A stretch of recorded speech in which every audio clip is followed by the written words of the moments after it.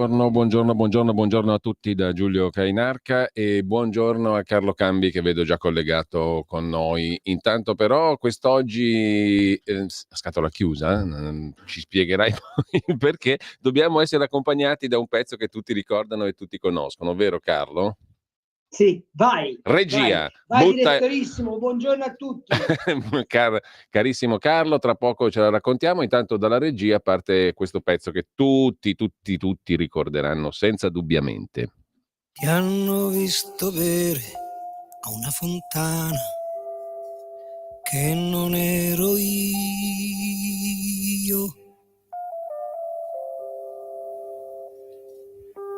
Ti hanno visto spogliata la mattina, birricchina, birricò.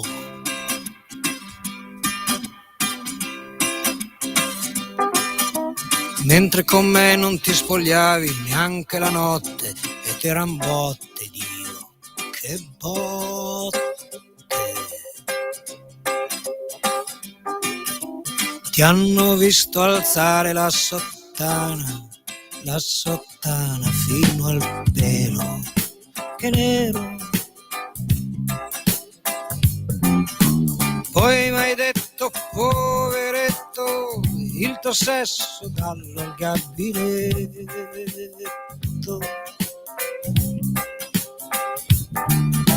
Te ne sei andata via con la tua amica, quella alta, grande fica.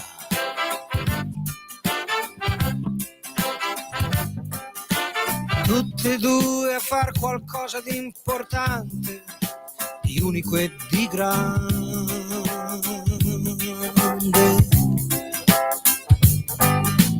Io sto sempre in casa, esco poco, penso solo, sto in mutande.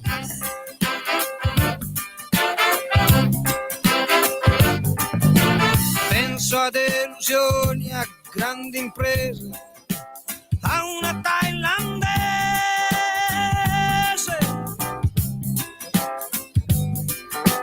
Ma l'impresa eccezionale, dammi retta, è essere normale.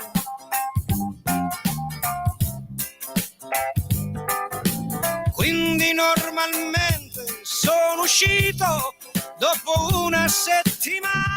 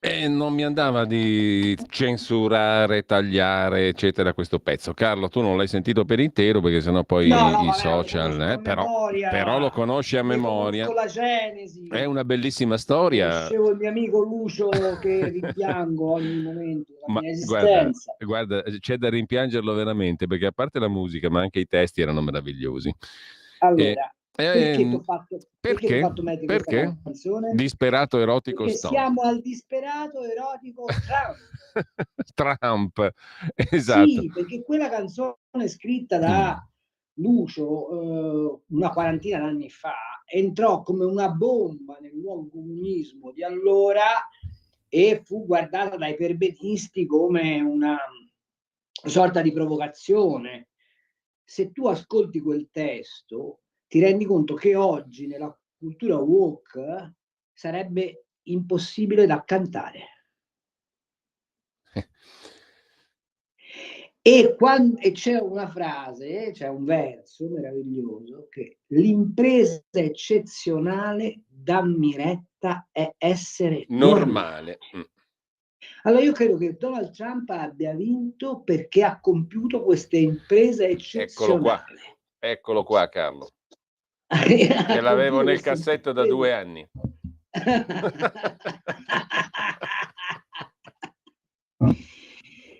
Ha compiuto questa impresa eccezionale, ha fatto vincere ciò che è normale. E se tu oggi, stamattina, avessi avuto il tempo, come io ho avuto, di spigolare su tutte le reti nazionali del nostro paese, ti saresti chiesto, ma dove vivo? Perché? Raccontaci tu, Carlo. Io non ho avuto il tempo, non ho visto Ma ho neanche. sentito delle cose, per esempio da Corradino Mineo, ho sentito delle robe allucinanti. Leggo sulla stampa che la Nathalie Tocci dice sarà un disastro per i dazi. Si è dimenticata che Joe Biden come primo atto ha fatto quello di mettere il dazio del 40% sull'alluminio europeo. Cioè hanno compiuto una narrazione del trumpismo per salvaguardare il loro nuovo comunismo e non c'è nessuna trasmissione in Italia più felice di questa, che appunto è l'antidoto al nuovo comunismo, della vittoria di Trump, ma non per Trump in sé, ma per il significato culturale, antropologico, politico che questa vittoria ha. Viene spazzata via questa sudditanza dell'Occidente che si è creata un senso di colpa e che lo stava disgregando. Quando mi dicono, quando sento dire da Mineo, perché Israele ora avrà Manbassa, farà Manbassa ai palestinesi, Netanyahu ieri ha compiuto un golpe sostituendo il ministro della guerra, e poi un altro, aspetta, chi era, vabbè, insomma, un altro dei idioti che dice sarà un tracollo economico, l'Europa si troverà da sola di fronte al mondo, cosa che avrebbe dovuto mettere in preventivo quando è nata l'Europa, di trovarsi da sola di fronte al mondo, visto che aveva anche la pretesa di inventare una moneta egemone che oggi non vuole più nessuno, non c'è una transazione internazionale, una che sia una che viene fatta in euro. L'euro circola solo ed esclusivamente all'interno dei paesi dell'Eurozona, punto. Non c'è una materia prima, non c'è una transazione finanziaria, non c'è nulla che sia denominato in euro, non c'è nulla. E quindi io sono felice non per la vittoria di Trump in sé, ma perché spero che sia come Lepanto. E infatti stanno tutti a lutto perché i difensori dell'altra parte, cioè dei dissolutori della civiltà occidentale, si trovano improvvisamente con le loro galee affondate, come successe all'ottomano. Ok? Questo è il senso di questa lezione. E c'è un'altra cosa che devo dire, sì, e che mi sta proprio qui sul gargarozzo. Non ho sentito in tutte le trasmissioni dove si parla di razzismo, fascismo, attentati alla libertà, eccetera, eccetera, dire la democrazia ha parlato. Non ce n'è uno che abbia detto che ci piaccia o non ci piaccia, questo è il risultato di un popolo che è andato a votare ed ha espresso la propria preferenza. E sai chi è che oggi veramente dovrebbe avere paura? Sono gli ayatollah. Ed è un ulteriore motivo per cui io sono felice, perché se io fossi nell'establishment teocratico, confessionale, oscurantista, dittatoriale, assassino di Teheran, avrei paura, perché io sono convinto che la politica estera di Trump sarà una sola: spianare l'Iran, costringere Zelensky a mettersi al tavolino e lasciare che la Cina faccia di Taiwan ciò che la storia ha scritto che debba essere. Queste sono le tre cose che succederanno. E ti dico di più, che sono rientrato da qualche giorno da Varsavia e parlando con i tassisti, con i pasticceri, con gli operai, con i receptionist degli alberghi di Varsavia, sai cosa mi sono sentito dire? Basta con questi ucraini che fanno finta di essere profughi di guerra e vengono da noi a fare i pendolari per lavoro. Basta dare soldi a Zelensky che li leva ai nostri figli, perché noi non vogliamo più avere paura di questa guerra, che è una guerra di plastica. Beh, detto dalla Polonia ha un valore doppio, mi verrebbe da dire, no? Appunto.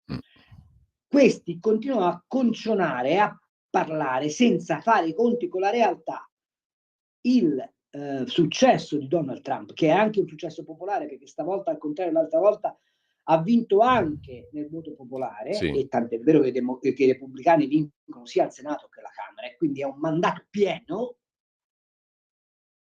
Stavolta il popolo ha detto: noi guardiamo la realtà in faccia e non vogliamo essere governati da chi ci impone una realtà virtuale e distorta. E pare un paradosso, no? Che lo dica il popolo che è stato convinto, fra virgolette, a votare per Trump anche da Elon Musk, cioè l'uomo che fa della virtualità, della barriera del futuro, la più alta, la frontiera più avanzata del suo business. Ebbene, però la gente ha detto: noi facciamo i conti con la realtà. E la realtà è completamente diversa dalla narrazione che quelli della ZTL fanno. Io ho fatto un post stamattina, giusto per divertirmi, che dice questo: Kamala, ti presento Ellie, perché secondo me Kamala Harris ed Ellie Schlein sono esattamente l'incarnazione di questa enorme bugia che costringe le persone a vivere in una bolla di irrealtà. Perché? Perché se tieni la gente in una bolla di irrealtà, sei legittimato a fare come ti pare. Guarda, sto per scrivere un pezzo che penso uscirà, non lo so, vedo se Panorama me lo pubblica, che vorrei intitolare così: il millenarismo verde. Io sono convinto che l'allarme sul green abbia la stessa logica del millenarismo, del famoso 1000 non più 1000, perché parte da una abbiamo sperimentato che più la gente la spaventi, più la tieni dentro una bolla di paura, o comunque di preoccupazione, o comunque di pressione psicologica, più tu sei libero di fare ciò che credi come potente. Ecco, secondo me il voto che ha consacrato come 47esimo presidente degli Stati Uniti d'America Donald Trump ha rotto questa bolla di irrealtà in cui la gente è costretta a vivere. E fammi dire l'ultima cosa, poi dopo interloquiamo.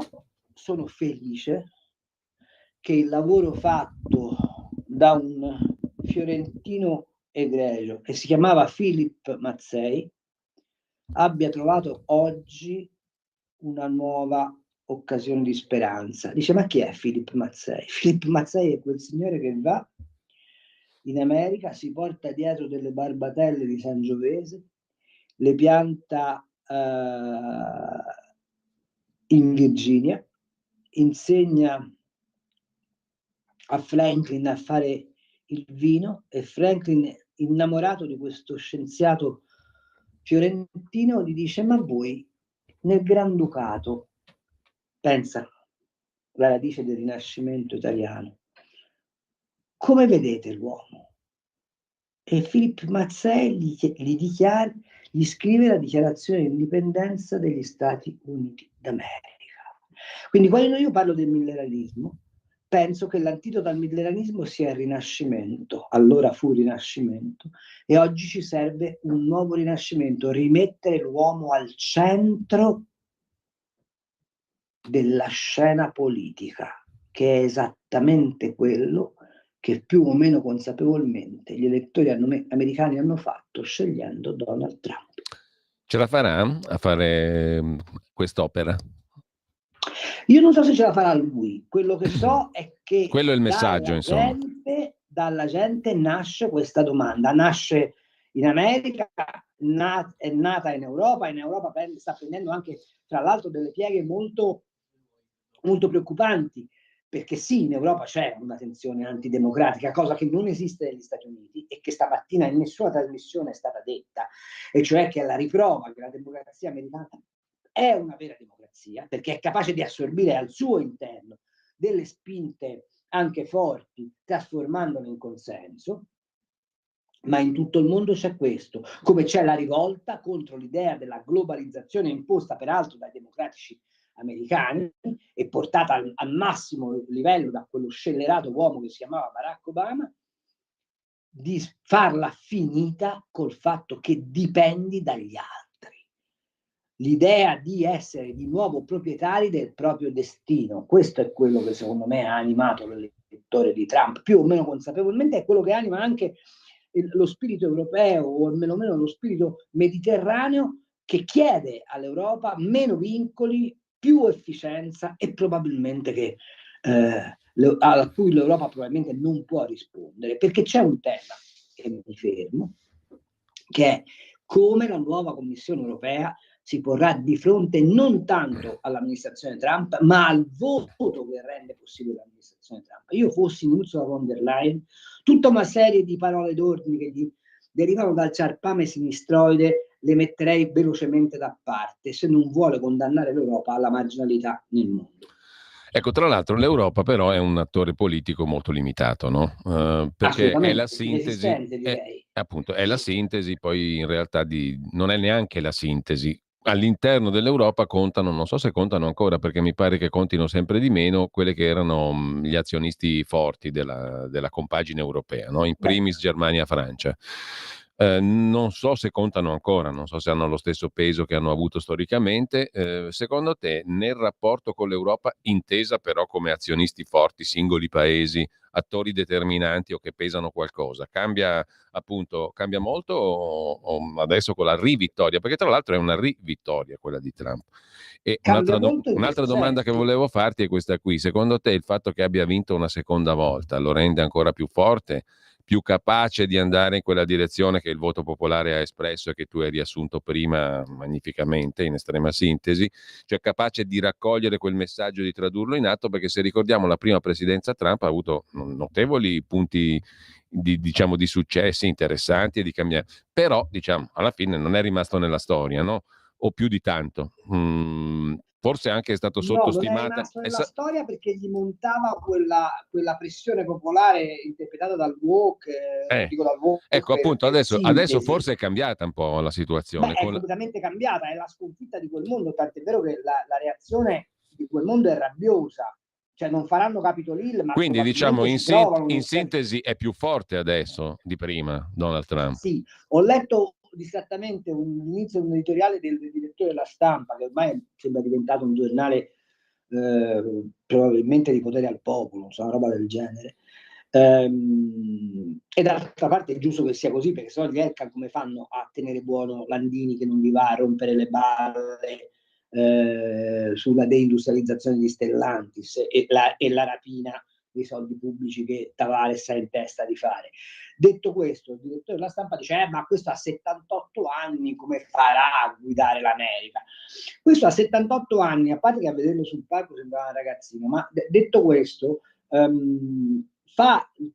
torna a fare il presidente americano, credo che sia la seconda volta nella storia che un presidente viene rieletto dopo un quadriennio in cui è rimasto fuori dal potere, e torna con una forza e con un vicepresidente peraltro molto energico, una forza praticamente assoluta. Il discorso non di insediamento, ma il discorso di ringraziamento che lui ha fatto dà proprio l'idea del io sono l'America, quindi dell'incarnazione che lui si attribuisce dello spirito americano. E se è così, e non ho nessun dubbio che sia così, è una presidenza pressoché inscalfibile. Beh, lui ne ha detta una bella, no? Inizia l'età dell'oro.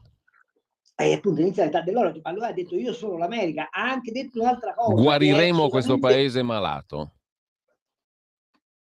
Guariremo questo paese malato. Esatto, ma ha detto un'altra cosa che è inconsueta per Trump. Ha detto ora basta con le divisioni.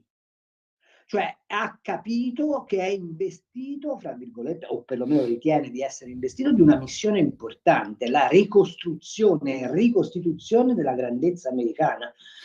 E se questo è ciò che lo anima, e credo che sia effettivamente ciò che lo anima, e bisogna fare i conti non solo con Donald Trump, ma con una squadra intorno a Donald Trump che probabilmente sarà il meglio che l'America è in grado di esprimere, sia nell'industria, sia nell'economia, sia nella cultura, sia nella diplomazia. Tu vedrai quale tourbillon di ambasciatori ci saranno americani in giro per il mondo, e vedrai che sono tutti espressione della comunità degli affari, perché l'America ha deciso che la guerra con la Cina la vince seccando i profitti cinesi, e sono convinto che questa sarà una guerra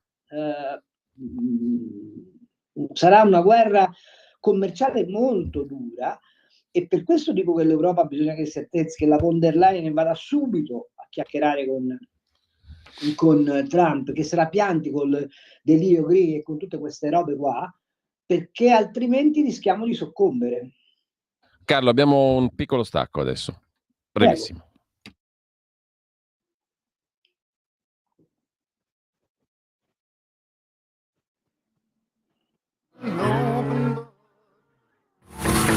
Ehi tu, non trovi più il segnale di Radio Libertà sulla tua radio DAB? Non disperarti, risintonizza. Sì, ma come? È facile, tasto menu, poi scegli il tasto corrispondente alla ricerca automatica dei canali, attendi qualche minuto e tutte le stazioni DAB della tua zona saranno disponibili.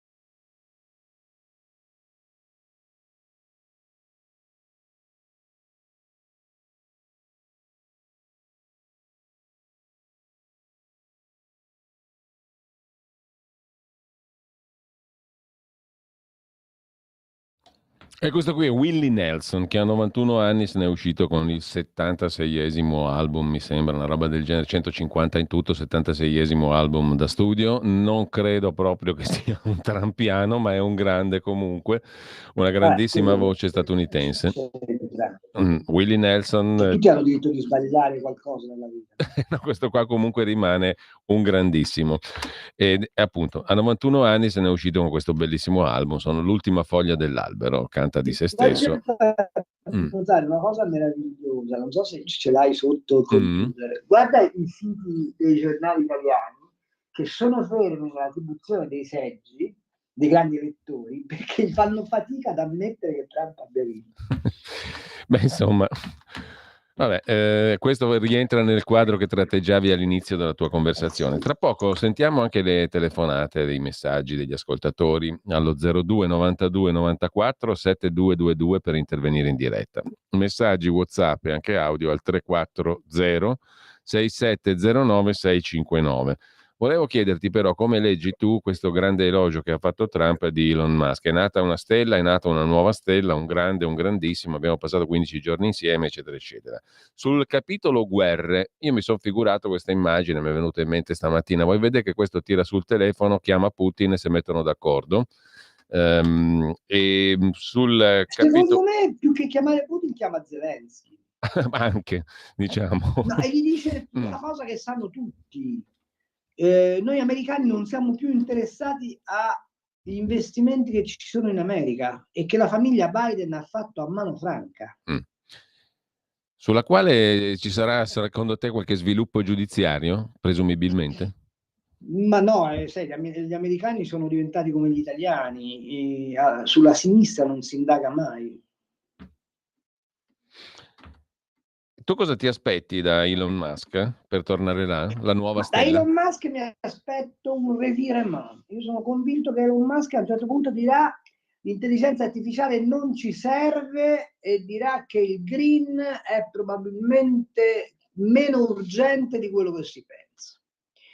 Io sono convinto che Musk farà un colpo di teatro inventando un nuovo business che per esempio è quello aerospaziale, inventerà un business sugli scudi antimissile, inventerà qualcosa di militare e concentrerà la sua attenzione su quello. Una cosa so, che avere il coraggio di portare Elon Musk ai vertici dell'amministrazione significa tagliare le unghie a quel ciarpame politicamente corretto ma disumano che alberga nella Silicon Valley.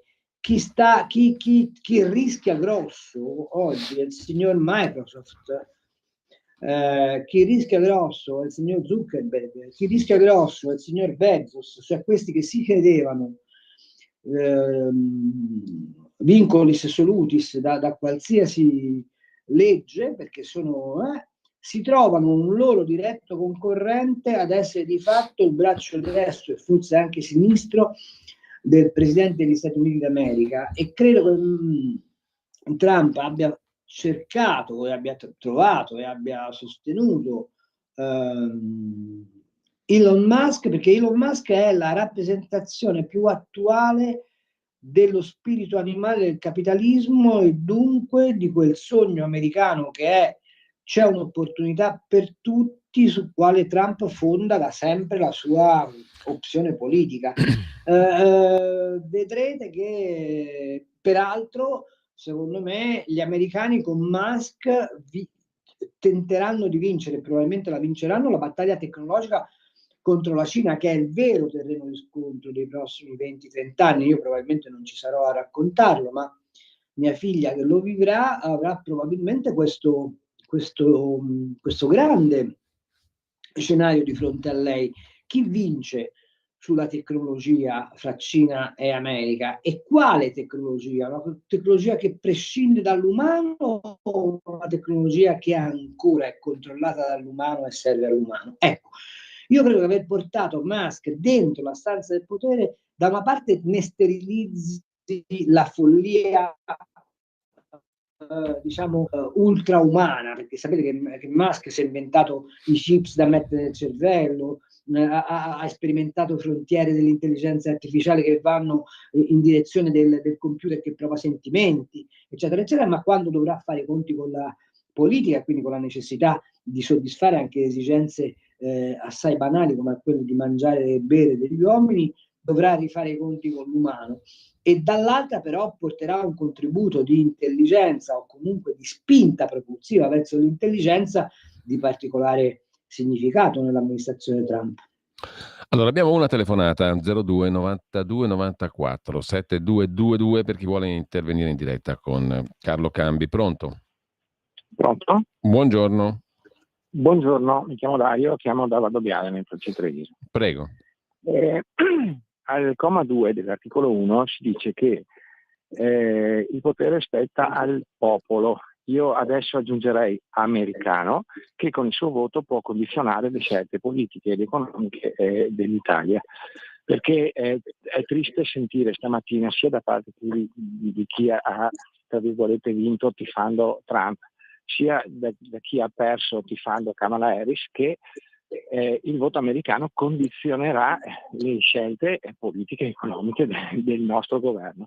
Un'altra cosa, Trump dice che non vuole più far fare all'America il ruolo di difensore, di poliziotto del mondo, no? Questo vuol dire che comincerà a smantellare le oltre 120 basi americane che ci sono qui in Italia. Ultima cosa, se effettivamente Trump farà cessare la guerra in Ucraina, io avrò rinunciato al condizionatore d'estate per niente. Grazie, vi ascolto per radio. Carlo. Ma sa, prima che il voto prima che essere condizionati dal voto americano, siamo condizionati dalle decisioni folli della comunità europea. Cioè, il nostro paese ha ceduto sovranità senza interpellare gli elettori mai. Noi non abbiamo mai fatto un referendum sull'adesione o meno a questa comunità europea e abbiamo ceduto intere fette di sovranità del paese senza colpo ferire. Le faccio notare che i tribunali, che alcuni giudici di questo paese continuano a smentire i provvedimenti del governo perché dicono che il diritto europeo è sovraordinato rispetto al nostro, avendo noi aderito a una comunità europea senza che il popolo si potesse esprimere sull'opportunità o meno di farlo. Che poi lei scopra adesso che la potenza economica e militare americana, da quando hanno vinto la seconda guerra mondiale e ci hanno liberato dal fascismo, perché senza l'intervento degli americani e degli inglesi noi saremmo ancora sotto padrone di Hitler, mi pare un po' francamente ingenuo. E ultima cosa, se la guerra d'Ucraina finisce, e prima finisce e meglio è, a me di aver tenuto i condizionatori spenti non me ne frega assolutamente nulla. La cosa che non voglio fare è continuare a cacciare i miei soldi delle mie tasse per armare il signor Zelensky, che non è amico del suo popolo.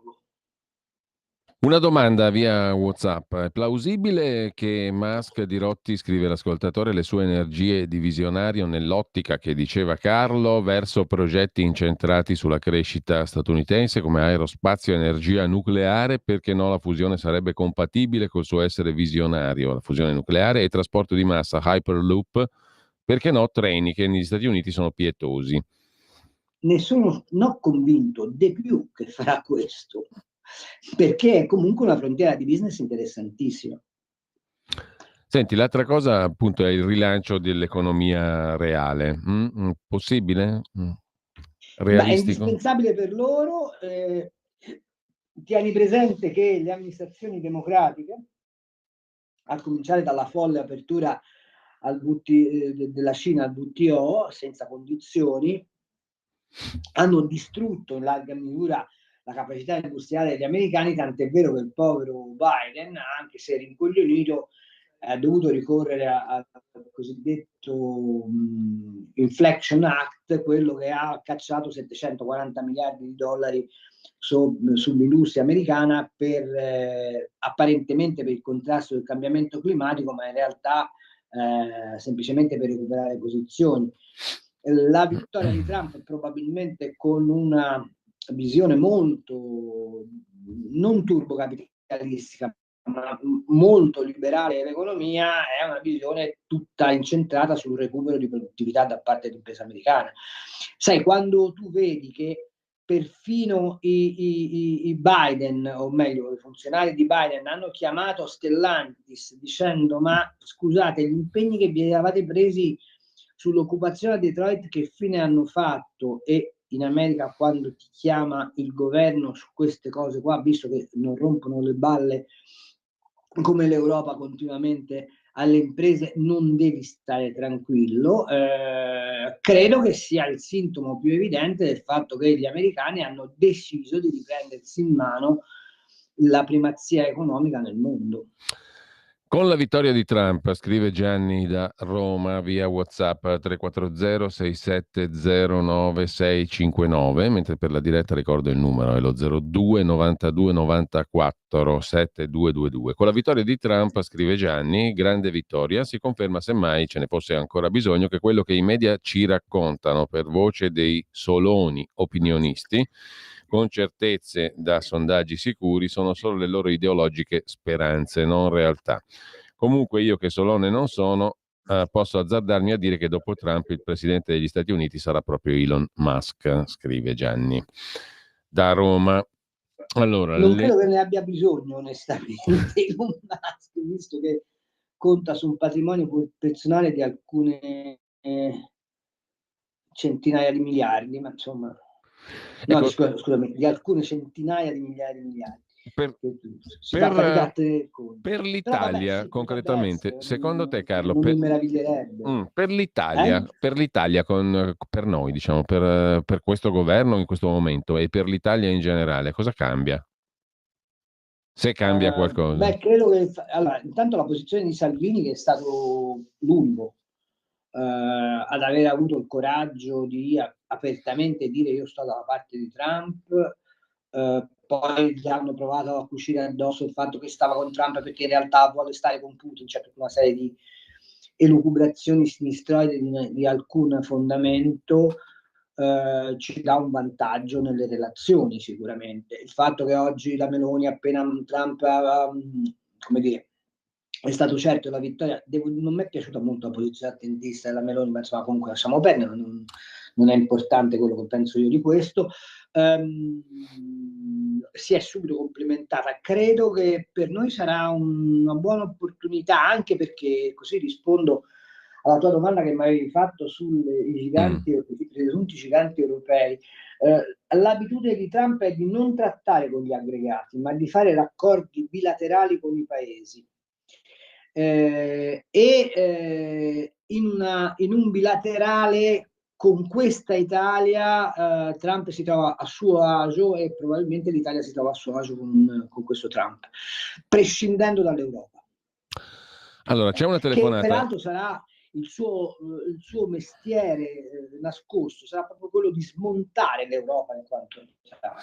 Ecco perché alcuni soloni della sinistra, che si sono sempre riparati sotto l'ombrello di Bruxelles, un ombrello peraltro molto bucato, come dimostra l'andamento economico del continente, temono molto Trump. Perché poi, parliamoci chiaro, siamo tutti convinti che siano posizioni ideologiche, in realtà ci sono i mezzi quattrini. Perché chi vive di parassitismo burocratico come la nostra sinistra, se si vede smontato il giocattolo Europa, fa un po' più fatica a guadagnarsi il pane, capisci? E se il mondo si orienta a tornare ad essere quello che era una volta, cioè che i soldi si distribuiscono se si fanno, quindi bisogna produrre, bisogna lavorare, e produrre ricchezza, ed il modello americano che Trump ha nella testa da sempre è quello, e probabilmente per qualcuno è un problema serio, ok? Allora, Salvini sarà qua poi alle 10:40 circa in radio, qui a Radio Libertà, tra poco, tra una ventina di minuti in diretta. Intanto però ci sono delle chiamate, almeno una, quindi la passiamo al volo, e poi vorrei passarti anche qualche giudizio a livello internazionale dei vari capi di Stato e di Governo, okay, come riassume in questo momento l'ANSA in home page. Comunque, prima la telefonata. Pronto? Sono Gianni da Genova, ciao Giulio, caro Gianni. Un saluto caro a Carlo.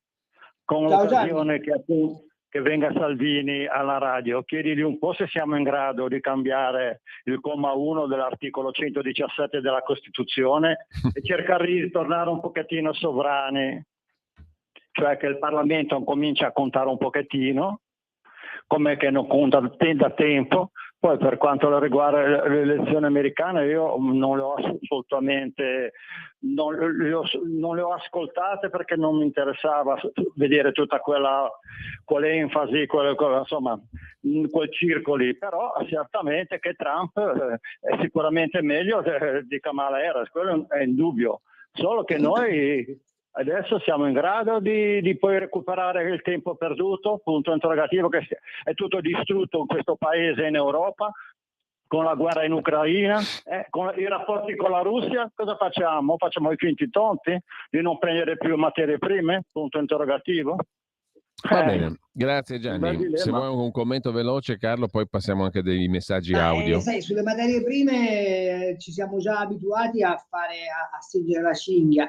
Io credo che in realtà la vittoria di Trump o l'insediamento di Trump porterà sul fronte della guerra dell'Ucraina dei vantaggi reali per il nostro paese, se si smette di fare questa guerra senza senso, onestamente, perché non si capisce qual è il punto di caduta. Detto questo, secondo me seguire le elezioni americane aveva senso e ha un grande senso, perché da quell'assetto dipende in larga misura come noi ci collochiamo sullo scacchiere internazionale. E per un paese come il nostro, che è un paese esportatore, che ha bisogno di avere dei rapporti distesi con tutti i paesi, che ha bisogno di avere una spinta verso la produzione di beni e di servizi, avere un partner forte come l'America che ragiona sull'onda della convenienza e non dell'opportunità politica, secondo me è un vantaggio. Allora, 3 audio messaggi al 340 6709 659 via WhatsApp. Il primo. Buongiorno a tutti. Ma secondo voi i giornalisti italiani di giornali e telegiornali che erano spudoratamente pro Harris la smetteranno di fare i tifosi o continueranno? Carlo. No, continueranno, tant'è vero che hanno già cominciato a dire che c'è un pericolo per la democrazia del mondo. Allora, l'altro audio messaggio, 50 secondi. Ciao, sono Roberto da Bologna. Io sulla vittoria di Trump mi sono fatto un'idea. Lasciamo stare tutti i presupposti politici, ma c'è un'idea di fondo che dal mio punto di vista può tornare un pochino la fiducia sulla politica, perché in questi ultimi 4 anni la politica ha distrutto se stessa in maniera definitiva e questa può essere la luce. Non dico speranza, perché purtroppo il nome del ministro ha rovinato anche questa bellissima parola, definiamola hope, vista il momento americano. È così. Io è quello che mi auguro, che torni la fiducia sulla politica, il fatto che la politica possa tornare a intervenire seriamente sulla vita delle persone. Ciao Roberto. Carlo. Beh, non è sbagliata come osservazione, anche perché il voto americano è la dimostrazione che se un popolo vuole può cambiare il suo destino nelle urne. L'altro audio messaggio, 27 secondi. Giulio, buongiorno Carlo, sono il Walter.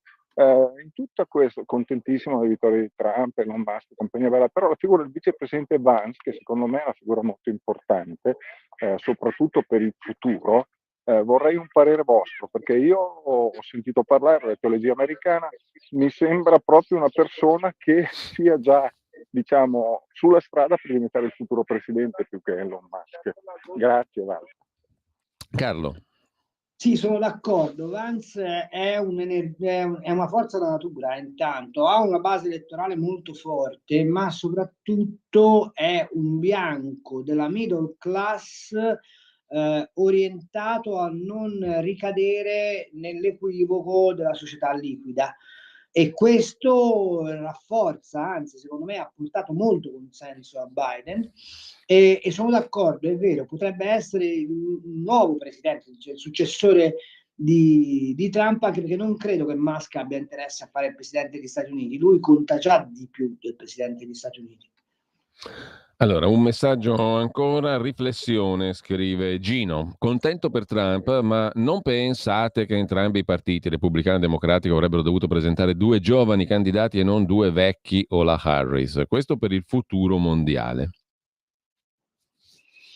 Ma insomma, Biden aveva stravinto la convention repubblicana. Ha un vicepresidente di cui si parlava adesso, che è Vance, giovanissimo e molto energico. Quanto a Sleepy Joe, i democratici hanno fatto un errore strategico spaventoso, ma lo si sapeva dove si sapeva, cioè, ancora prima che accettasse la candidatura, che era così. E d'altra parte meno male che se n'è andato, perché nelle condizioni di salute mentale anche in cui stava era veramente un pericolo per l'ordine mondiale. Ecco, la cosa che mi fa ridere è che si parla del pericolo per la democrazia di Trump, non si parlava del pericolo del rincoglionimento di Sleepy Joe. Roberto da Monza la declina sul particolare, sul domestico andante. Sono passato mezz'ora fa dallo storico prato di Pontida. Leggevo la scritta padroni a casa nostra. Speriamo sia la volta buona, scrive Roberto da Monza. Altra domanda su altro argomento da parte di Stefano che ha scritto prima. La spettacolarizzazione dell'evento delle elezioni, come in America, le scommesse sulle elezioni, qualcosa di aggregante che spinge la gente a votare. È importabile, scrive e domanda Stefano. Poi ancora... No, è un'altra cultura. In America, voglio dire, in America tu puoi girare senza la carta d'identità, però se declini delle false generalità vai in galera. In America, se c'è un divieto di velocità, non stai a contestare l'autovelox, ti beccano, ti sbattono in galera. Cioè l'America è quello strano paese dove la libertà è sacra, ma anche la legge è sacra, e soprattutto la legge, se la infrangi, ti becca. Raimondo, Trump con l'aiuto di Musk ha detto che taglierà le spese dell'amministrazione pubblica di $2 trilioni. Si può prendere esempio? Poi che ne dite di Kennedy che sarà a capo di sanità e ambiente? Un saluto da Padova. Ne dico che è indispensabile che uno che ha un patrimonio di cultura politica democratica vada ad occuparsi della più grave emergenza economica che in questo momento hanno gli Stati Uniti, cioè l'insostenibilità di quel sistema di welfare in larga misura mandato a beneficio di homeless e di immigrati, che non è più sostenibile dalle finanze americane. Io ho scritto tempo fa sul Panorama un articolo che si occupava di questo, e sicuramente il fatto che un Kennedy si pigli la responsabilità di tagliare questi aiuti spesso e volentieri costruiti sul nulla è significativo. E sì, questo andrebbe importato in Italia. Questo sì andrebbe importato in Italia. Raul il Cesano. Coraggio di incidere sulle spese retoriche. Raul Cesano, d'accordo con chi non si è appassionato più di tanto a queste elezioni. Vedremo se in questi 4 anni diventeremo alleati e non sudditi degli States. Quante basi italiane abbiamo negli Stati Uniti? Il numero non lo so, so che ci sono interi No, era una domanda retorica. Quante basi italiane abbiamo noi negli Stati Uniti? A noi non ne abbiamo, ma è giusto così. Ma vi faccio una domanda: ma vi siete mai domandati quanti quattrini ad Aviano, a Livorno, Tirrenia col Campo Derby, gli americani hanno buttato nella nostra economia con quelle basi? Cioè, preferivate che ci fossero le basi del patto di Varsavia? No, fatemi capire, perché delle due l'una: o l'Europa decide che è un protagonista sul territorio internazionale e quindi caccia qualcosa come 700-800 miliardi per armarsi e per fare un esercito comune, che significa avere una politica estera comune non interpretata da Borrell, tanto per dirne una, oppure qualcuno che affitta se stesso a qualcuno che è in grado di difenderci. Allora, basta con questa retorica anti-americana. Cioè, non ha molto senso, onestamente, rispetto alle cose pratiche, intendo. Te ne giro 2 simpatiche, poi facciamo una pausa piccola delle 10:30. La prima, Gian da Brescia: ma è ancora avanti Comala nei sondaggi? La seconda è Edda che ci scrive: ma adesso il mio piccolo fondo russo si sbloccherà? Tornerò in possesso dei miei soldi? Pausa. Il mio piccolo fondo? Russo. Si sbloccherà? Tornerò in possesso dei miei soldi? Pausa. La tua radio è ascoltabile anche con la televisione in digitale. Sul telecomando della televisione digitale o del tuo ricevitore digitale puoi scegliere se vedere la TV o ascoltare la radio. Risintonizza i canali radio e troverai anche Radio Libertà, canale 252.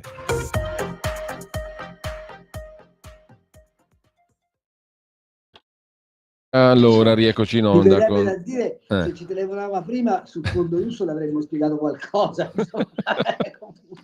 Il mio piccolo fondo russo, scrive la nostra ascoltatrice. Probabilmente sì, perché se si arriva alla pace si ritireranno le sanzioni, che peraltro hanno fatto più male. Allora, commenti dai leader internazionali. Il premier israeliano Netanyahu si congratula con Trump per il più grande ritorno della storia, dice Benjamin Netanyahu. La vittoria di Trump segna la forte ripresa della grande alleanza con Israele. Poi c'è Zelensky, il presidente ucraino, che anche lui si congratula per quella che definisce una impressionante vittoria alle elezioni presidenziali e si augura che la vittoria aiuterà l'Ucraina.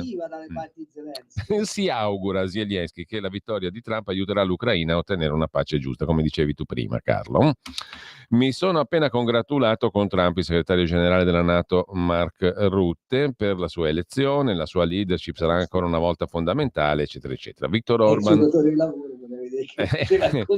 è il mio datore appunto di lavoro. Il più grande ritorno, dice Orban, il premier ungherese nella storia politica degli Stati Uniti. Congratulazioni a Trump per la sua enorme vittoria necessaria per il mondo.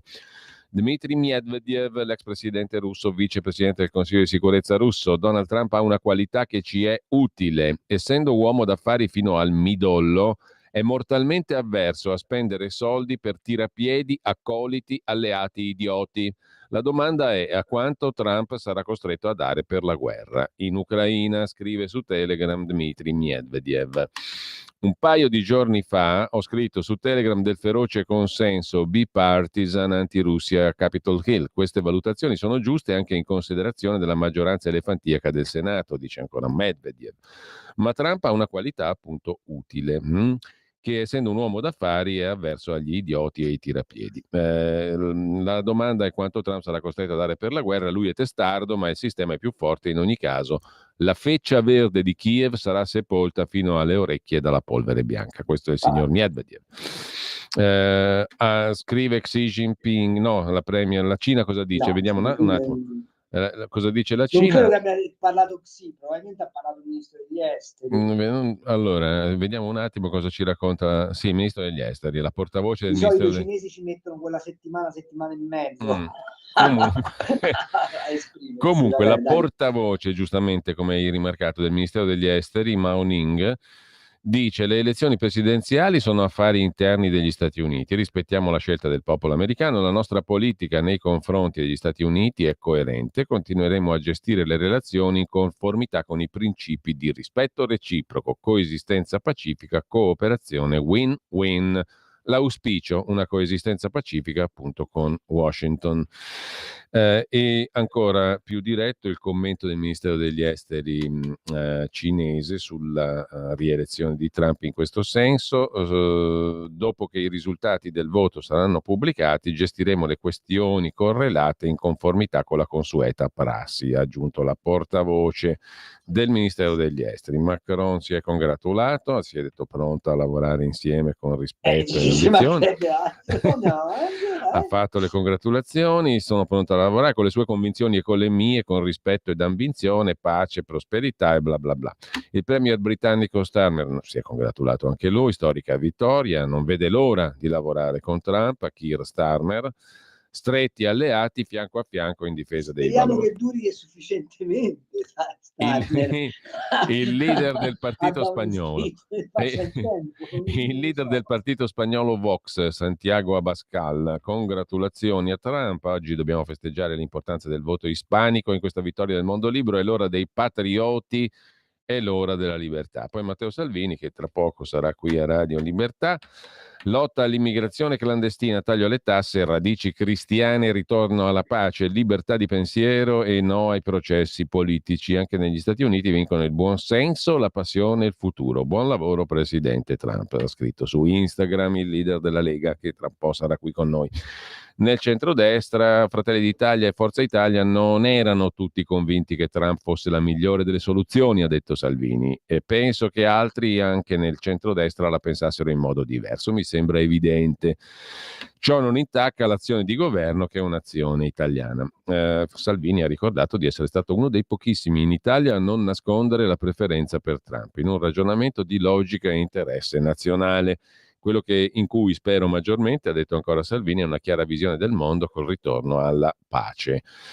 La fine dei conflitti tra Israele e Palestina e Russia e Ucraina è determinante per i prossimi anni. Di poche settimane fa l'incontro di Trump con Zelensky, è noto a tutti la conoscenza con Putin. Trump, a proposito di Israele, ha trasferito l'ambasciata a Gerusalemme, ma penso che obiettivo comune sia quello due popoli, due stati. Zelensky, la pace non è un rischio, ha detto ancora Salvini, come riporta l'agenzia ANSA, per nessuno. Spero nell'apertura di un tavolo di trattative e poi decideranno ucraini e russi. La guerra a oltranza può convenire a qualcuno a Bruxelles o a Washington, ma non al 99% della popolazione in questa terra. Ha auspicato Salvini infine che si veda la fine del tunnel perché sarà un vantaggio per tutti, con tutto l'amore per Zelensky o per chiunque altro.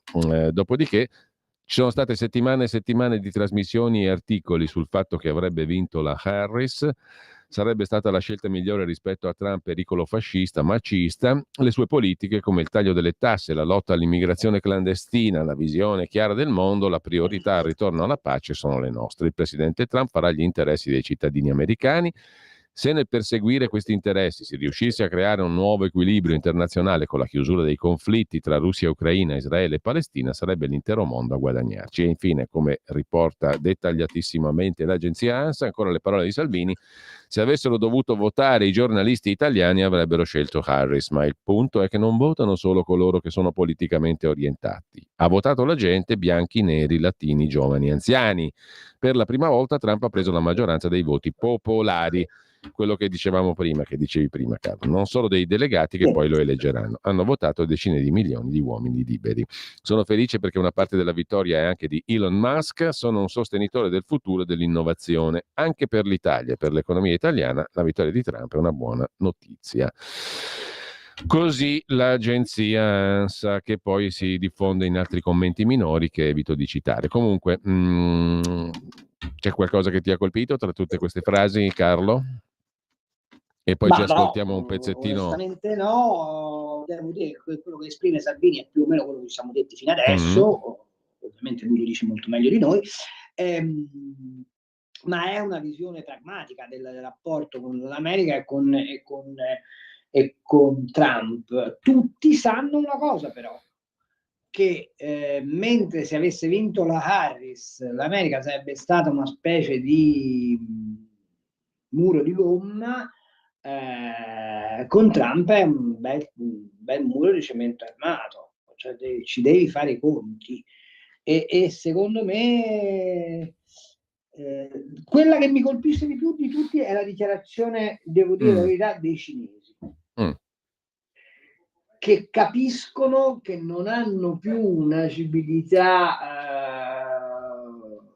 senza condizione, ma contemporaneamente capiscono che con uno come Trump puoi fare degli affari. E siccome ai cinesi la cosa che interessa di più è fare degli affari, vedrai che se Trump gli chiede di raffreddare il conflitto in Medio Oriente, di convincere Putin a mettersi al tavolo di trattativa, mentre lui farà pressione su Zelensky chiudendogli i rubinetti del gas, arriviamo molto velocemente a una stabilizzazione del mondo. Ed è ovvio, lo dico da giornalista economico, nel senso che costa molto poco,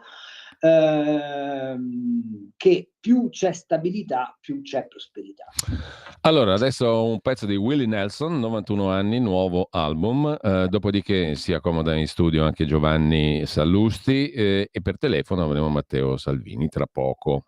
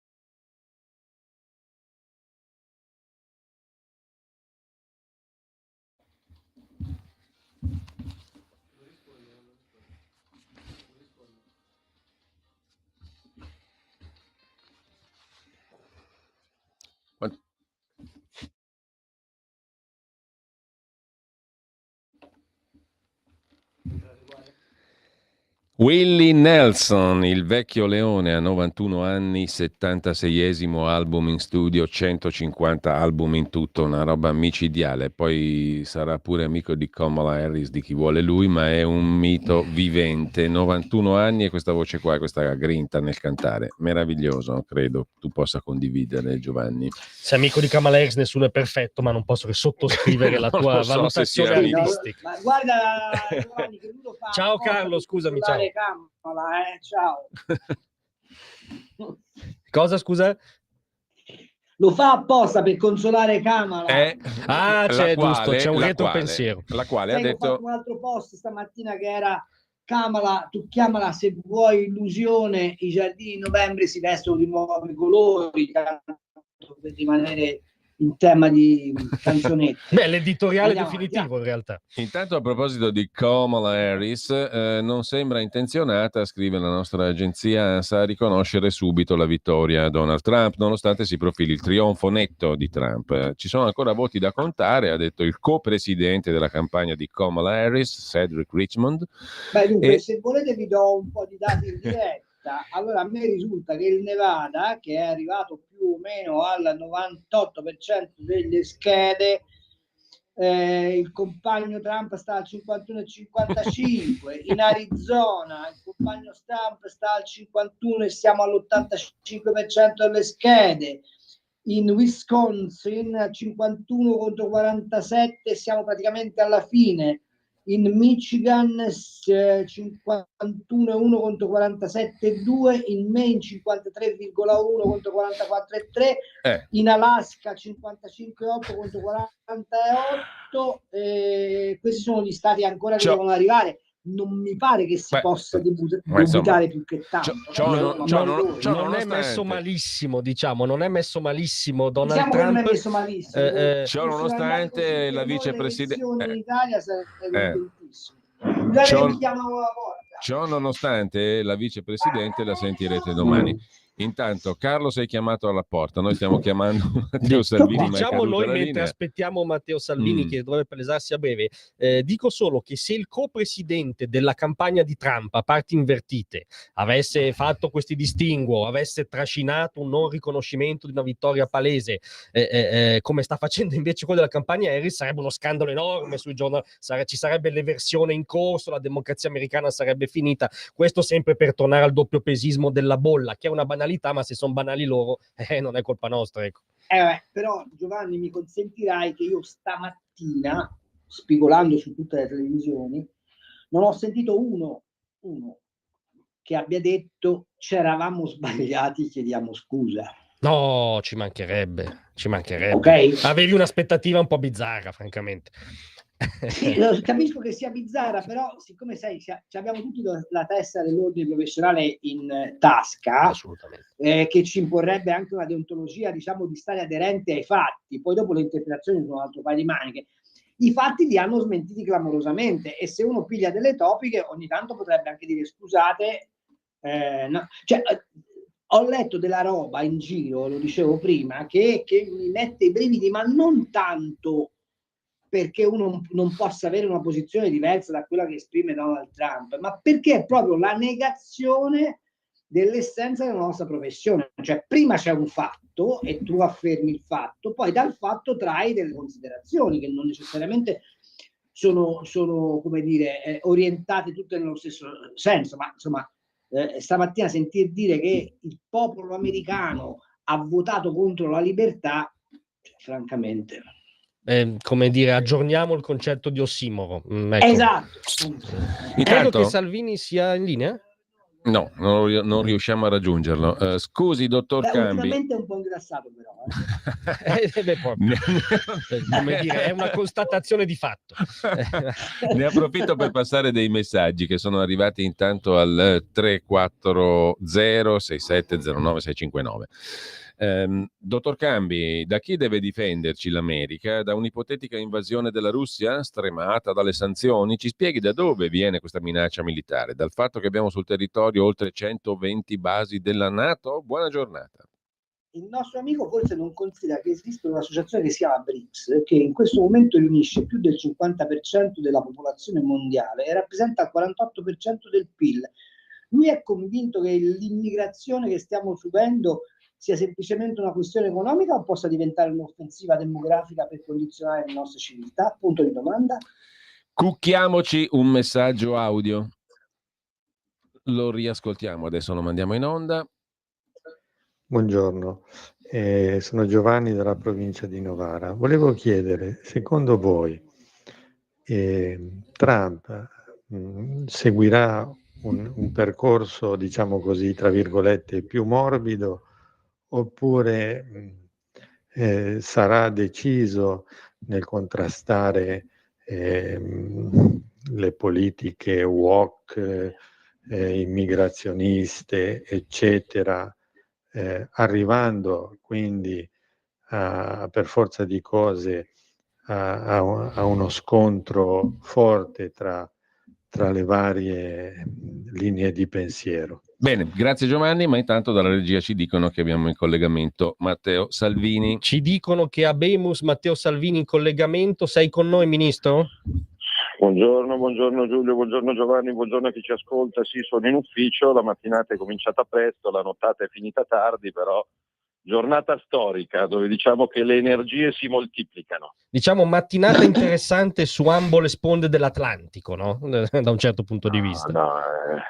Se ritorno a ieri sera fra mezzanotte e le 2:30, poi ho ceduto per 3 ore, e ai sobri commenti di illustri politologi, pseudo-intellettuali, radical chic, artisti e pseudo-giornalisti che già avevano lo spumante in fresco per la vittoria di Kamala, eccetera, eccetera, e se ripenso a quando mi sono risvegliato intorno alle 5:30 e alle facce che c'erano sulla Rai, su Sky, sulla 7, su Mediaset, perché in democrazia funziona così, perché in democrazia non votano solo attori o cantanti milionari o giornalisti del Corriere della Sera, ma votano operai, impiegati, studenti, poliziotti, insegnanti, imprenditori, agricoltori, e mi sembra che sia, stando ai numeri che stanno emergendo, la più grande vittoria di sempre, perché c'è una maggioranza repubblicana conservatrice, immagino che qualche giornale titolare di estrema destra, sovranista, populista, neofascista o ista, Camera, Senato e Presidenza. Assolutamente. Quindi, poi con una vittoria in termini di voto popolare, con una vittoria in termini di delegati, con una maggioranza in entrambi i rami del Parlamento, più chiaro di così. Stavo guardando che qualcuno continua a non arrendersi, quindi gli hacker russi e i marziani, un grande ritorno. I terrapiattisti. C'era il direttore del Foglio poc'anzi che stavo seguendo, che è una giornata sciagurata per l'Italia, per l'Europa, per l'Occidente, per il pianeta, per i delfini e per le foche monache. In democrazia funziona così. Io penso che anche come convenienza, non per tifoseria, come convenienza, come interesse nazionale, come interesse economico, come interesse politico e strategico, sia una bella notizia anche per l'Italia e sia l'ultima possibilità di sveglia anche per l'Europa. Perché adesso provano a dire: ma Trump metterà i dazi, farà l'interesse degli americani, e grazie, sta portando agli americani di che fa l'interesse dei finlandesi. Il problema è che con lui sicuramente gli Stati Uniti torneranno a far prevalere il loro interesse nazionale. I cinesi lo fanno, che l'Europa si desti. E quindi la smania, la follia ideologica, la sbornia del tutto elettrico, il Green Deal, le tasse, i divieti, i regolamenti, gli obblighi. Questa penso che sia l'ultima grande occasione di riscossa del sistema commerciale, industriale, agricolo, continentale.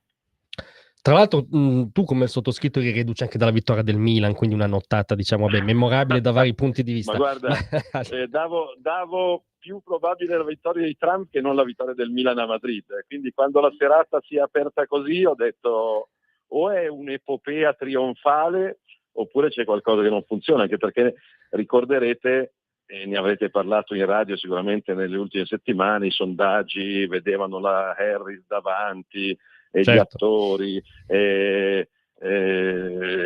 Beyoncé, la gioia Taylor di Swift, Kamala, tutti, poi non penso ci fosse mezzo giornalista italiano, tranne poche eccezioni, penso a Porro, penso a Storace, penso non so, a Capezzone, non so quanti altri.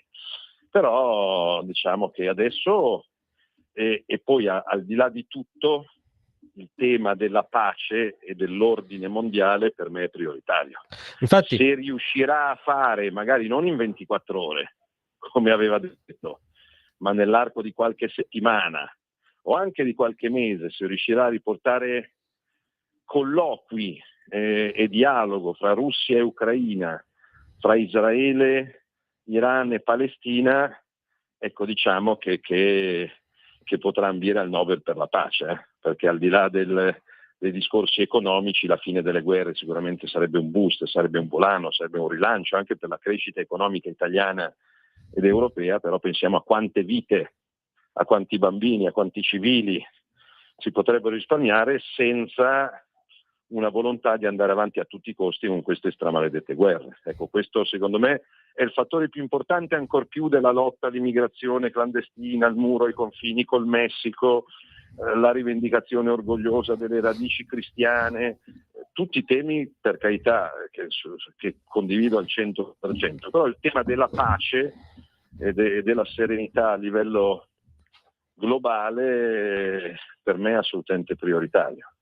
volevo chiederti, la Lega, diciamo, è l'unico, secondo me, partito politico italiano che non ha chiuso gli occhi di fronte al fenomeno del trumpismo, anzi lo ha rivendicato come ricetta positiva per l'America, ma anche per l'Occidente, per l'Europa e, come dire, esportabile anche sul vecchio continente, diciamo. Volevo chiederti, qual è secondo te il messaggio principale e il vero valore esportabile del trumpismo, diciamo, nelle varie destre europee? La sovranità, ovviamente sovranità che ognuno, lui la legge in chiave ovviamente nazionale americana, però il diritto al lavoro, la prevalenza sul diritto interno rispetto al diritto esterno. Pensate al dibattito dei giudici italiani che, aggrappandosi con le unghie che i denti ad alcune sentenze europee, stanno boicottando le leggi per espellere i clandestini in Italia.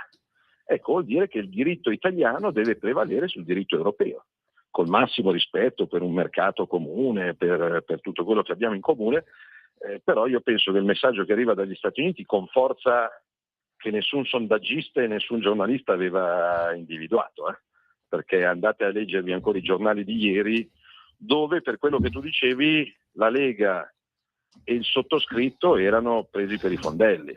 E quindi sì, se vince Trump noi abbiamo il trampino, Salvini, solite menate. Poi anche di là hanno provato a fermarlo con dei processi politici, ve lo ricorderete bene, coloro che sono all'ascolto si ricorderanno i processi, gli impeachment, i tribunali, le condanne.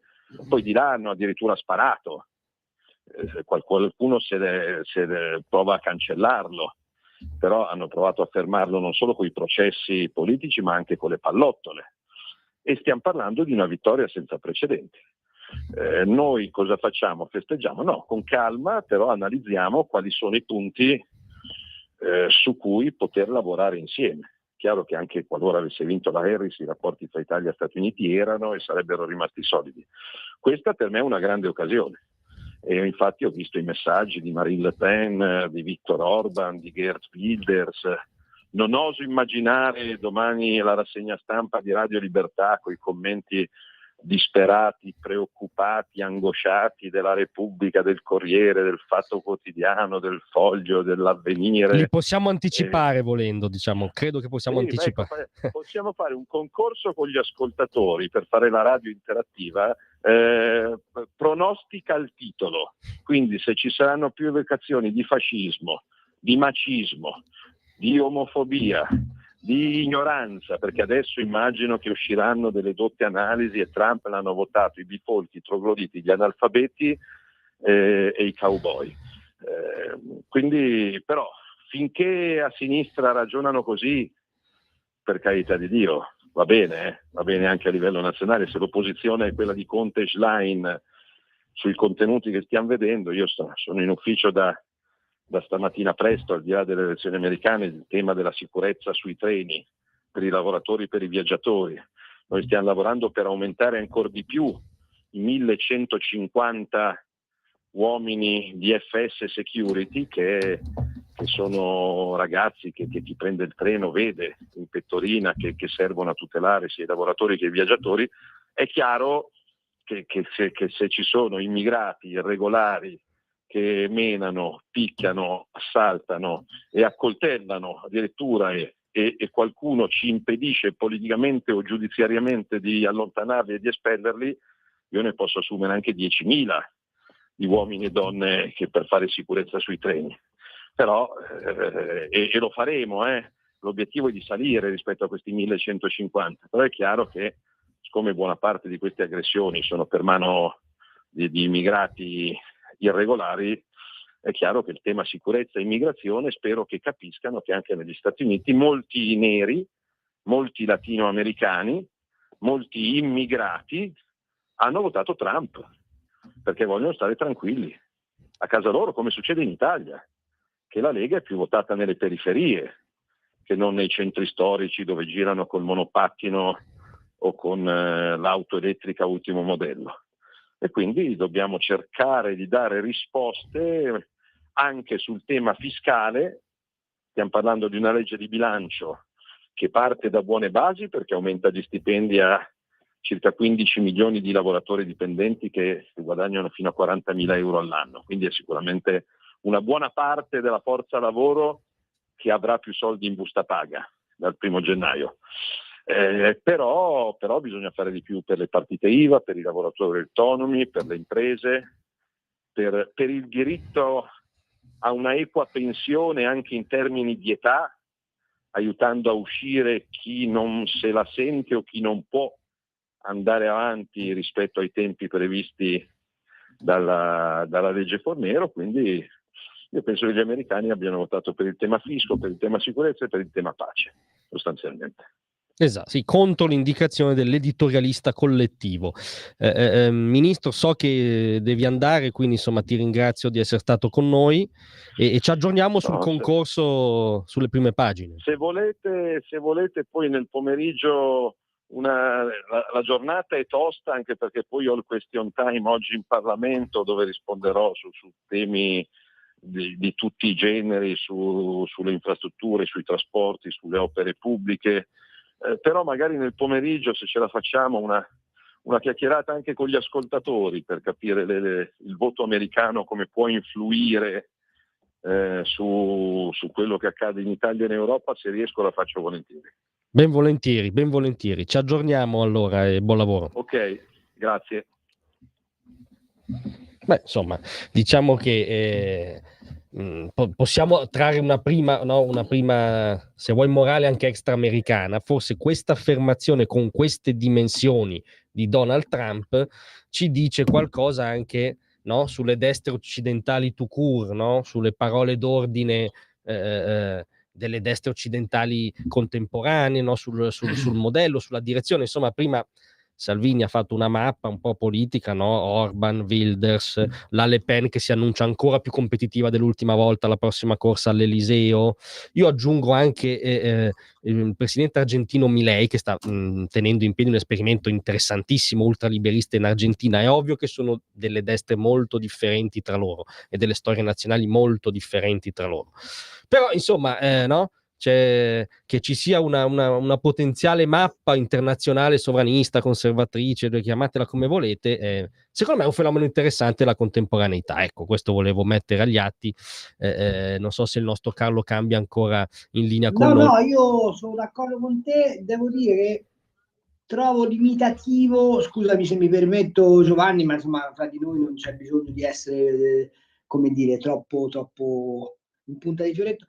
L'affermazione destre, a me questa cosa ogni volta mi fa pensare che noi accettiamo l'idea di stare nel ghetto. Noi non siamo le destre, noi abbiamo una concezione del mondo di libertà che è una cosa completamente no, ma appoggio in pieno la mozione, è una bieca semplificazione giornalistica, ma appoggio in pieno. No, te lo dico perché tutti quelli che abbiamo citato poi nell'Olimpo della chiacchiera diventa l'internazionale fascista, no? Come se chiunque non sta dentro il keynesismo riveduto e corretto alla Berlinguer, non sta dentro alla cessione di sovranità, eccetera, eccetera, sia fascista. No, c'è nel mondo un'ideologia che da sempre ha retto le democrazie occidentali, che è libertà massima per l'individuo, perché qualsiasi intervento dello Stato che non sia dentro quel perimetro di cessione del monopolio della forza per mantenere l'ordine pubblico è un'aggressione all'individuo. Diciamo, i capi di Stato che tu hai citato, con più o meno sfumature autoritarie, difendono questo principio, e secondo me il signor Trump è la personificazione del desiderio americano di tornare ad essere un popolo libero, anche libero di vivere come vuole e di esprimersi come vuole, perché lo dicevi tu, l'ho detto io anche successivamente, liquidare il woke, liquidare il complesso di colpa dell'Occidente, eccetera, eccetera, vuol dire tornare protagonisti della propria civiltà. Questo è. Quindi quel blocco di cui stiamo parlando è sostanzialmente di quei capi di Stato che vogliono far tornare protagonista la civiltà occidentale. Carlo, dobbiamo salutarci qua. Non so se sei d'accordo, ma... Dobbiamo salutarci qui, perché gli bussa alla porta la Camera dei Deputati. La Camera dei Deputati con la rubrica del Qui Parlamento, poi c'è tutto lo specialone. La Camera dei Deputati, quindi io vado in salotto. Quindi ti tocca andare in salotto. Beato te, beato te. Grazie Carlo, grazie a Carlo Ciao, Cambi. ragazzi, un abbraccio. Grazie mille.